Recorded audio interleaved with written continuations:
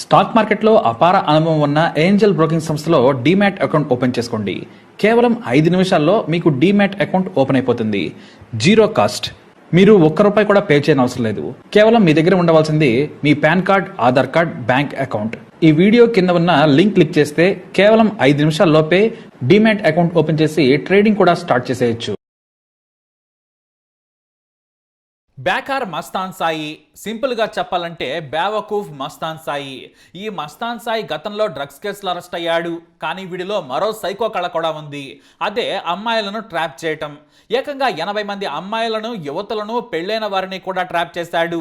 ఇప్పటి వరకు మనం గూగుల్ క్లౌడ్ మాత్రమే హ్యాక్ అవుతుందనుకున్నాం. కానీ ఈ మస్తాన్ సాయి ఏకంగా ఐఫోన్లను హ్యాక్ చేస్తాడు.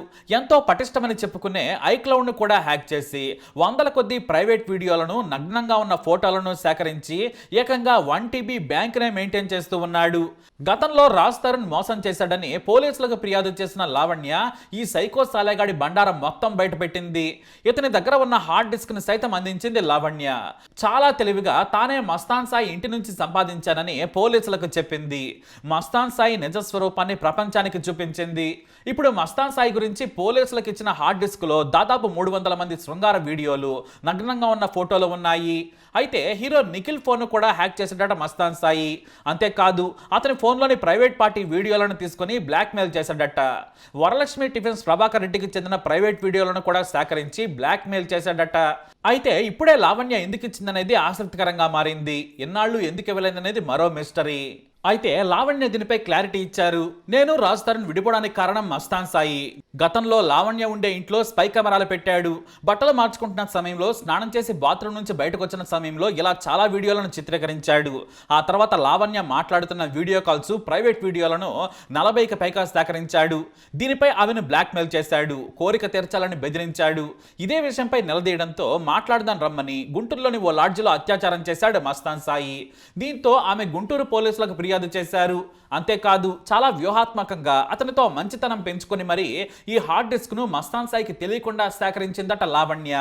నిజానికి ఆ హార్డ్ డిస్క్ లో తన వీడియోలను డిలీట్ చేయడానికి లావణ్య అతని నుంచి హార్డ్ డిస్క్ కాజేసింది. అలా డిలీట్ చేసే క్రమంలో అందులో 100 మంది అమ్మాయిల బ్లూ వీడియోలు చూసి పోలీసులకు ఆ హార్డ్ డిస్క్ ను అప్పగించింది. దీంతో ఇతగాడి అసలు వ్యవహారం బయటపడింది. పోలీసులు కూడా హార్డ్ డిస్క్ లోని ఆధారాలను చూసి షాక్ అయ్యారు. లావణ్య ఫిర్యాదు చేసినట్లుగానే ఆ హార్డ్ డిస్క్ లో ఆమెకు సంబంధించిన వీడియోలు కూడా ఉన్నాయి. ఇక 100 మంది యువతులతో మస్తాన్ సాయి సన్నిహితంగా ఉన్న వీడియోలు కూడా ఉన్నాయి. అతను ఫోన్లు హ్యాక్ చేసి ప్రైవేట్ వీడియోలు సేకరించేవాడు. ఆ తర్వాత బ్లాక్ మెయిల్ చేసి లైంగిక కోరికలు తీర్చమని బెదిరించేవాడు. తన మాట వినకపోతే ఇంటర్నెట్ లో పెడతానని బెదిరించేవాడు. పరువు కోసం భయపడ్డ యువతులు అతనికి లొంగిపోయారు. మళ్ళీ ఆ వీడియోలను కూడా చిత్రీకరించి దాచిపెట్టుకునేవాడు నీచుడు. ఇలా 80 మందిపై అత్యాచారానికి తెగబడ్డాడు. వారందరి వీడియోలు కూడా సేకరించాడు. అయినా కూడా వదిలేవాడు కాదు. తనకు కావాలనుకున్నప్పుడు రావాలని బెదిరించేవాడు మస్తాన్ సాయి. లేదంటే వీడియోలు నీ భర్తకు పంపుతానని, మీ కుటుంబ సభ్యులకు పంపుతానని హెచ్చరించేవాడు. బూతులు తిడుతూ వారిని మానసిక వేదనకు గురి చేసేవాడు. అయితే మస్తాన్ సాయి మత్తు పదార్థాలు కూడా సరఫరా చేస్తుంటాడని లావణ్య ఆరోపించింది. అలా చాలా మందికి అమ్మాడు. వరలక్ష్మి టిఫిన్ సెంటర్ కేసులో ప్రభాకర్ రెడ్డి లావణ్యతో పాటు అరెస్ట్ అయ్యాడు. నార్సింగి పోలీసులు అతనిపై కేసు కూడా పెట్టారు. బెయిల్ మీద బయటకు వచ్చిన మస్తాన్ సాయి మళ్ళీ రెచ్చిపోయాడు. మరో యాంగిల్ బయట పెట్టాడు. అదే డ్రగ్స్తో ఓ ఆట ఆడటం. ఎవరైనా సరే కాలేజ్ అమ్మాయిలు, యువతులు, పెళ్ళైన వారు అతని దగ్గర కొంటే అంతే సంగతులు. మొదట మెల్లిగా అమ్మేవాడు. ఆ తర్వాత తాను ఫ్రీగా ఇస్తానని ఇంటికి రావాలని చెప్పేవాడు. పార్టీ పేరుతో కూడా ఇన్వైట్ చేసేవాడు.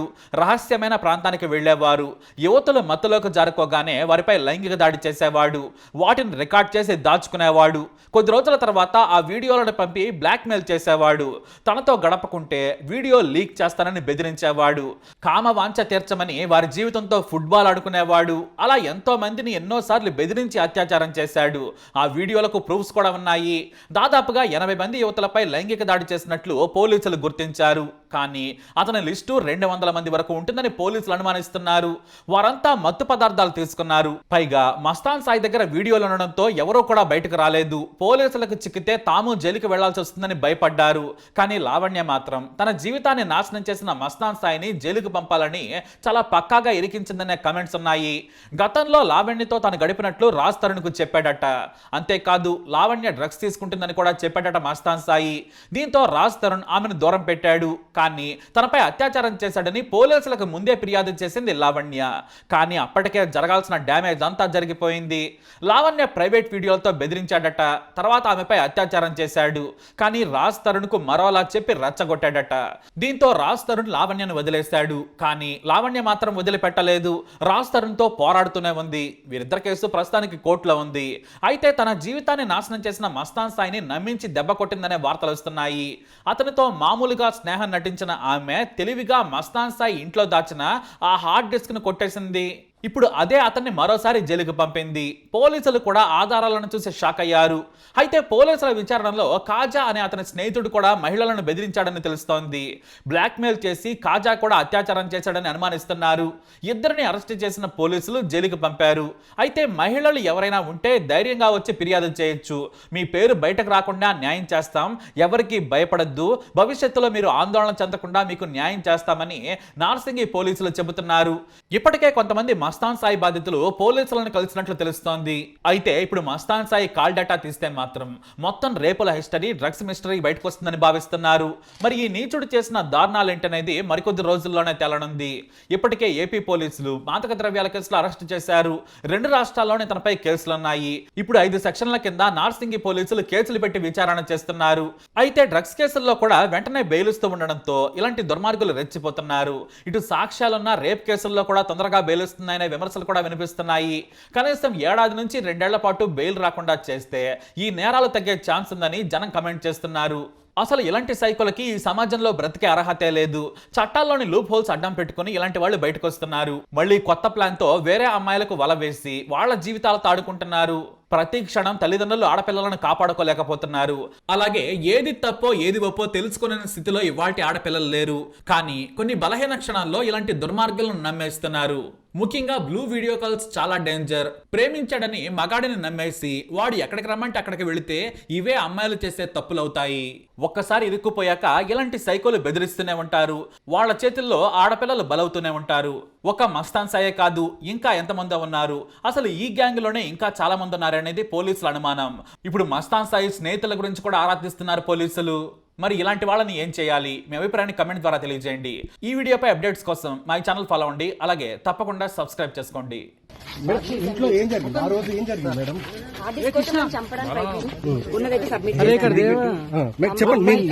చెప్పండి. అమ్మాయిల వీడియోలు తీస్తుంటాడు అతను, స్క్రీన్ రికార్డ్ తీస్తుంటాడు, హిడెన్ కెమెరాస్ పెట్టి తీస్తుంటాడు. దానికి సంబంధించినవన్నీ సబ్మిట్ చేశాను.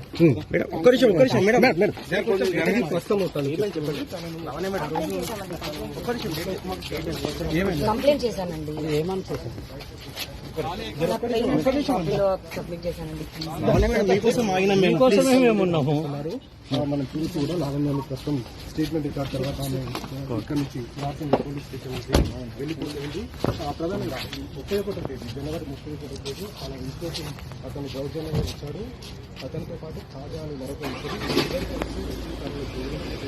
పాల్పడ్డారు. కావాలంటే ఆమె అదే విషయాన్ని ప్రశ్నలకు చెప్పండి. అదే చెప్పండి. ఒక నిమిషం ఆగండి. మీరు ఇది చిన్న విషయం కాదండి. ఇప్పుడు ఏదైతే బర్స్ట్ అయిందో 2 ఏళ్ల క్రితం జరగాల్సిన కేసు ఒకటి, అప్పటి నుంచి కేసు తప్పుదో పట్టించడానికి నా పైన 7 కేసులు ఇవ్వాల్సి వచ్చింది. నేను ఖచ్చితంగా మాట్లాడతానండి. నాకు టెలిఫోన్ కాల్స్ వస్తున్నాయి. 1 డే ఆగండి, నేనే వస్తాను బయటికి. నేనే అన్ని ఓపెన్ గా చెప్తాను. థ్యాంక్స్ అండి.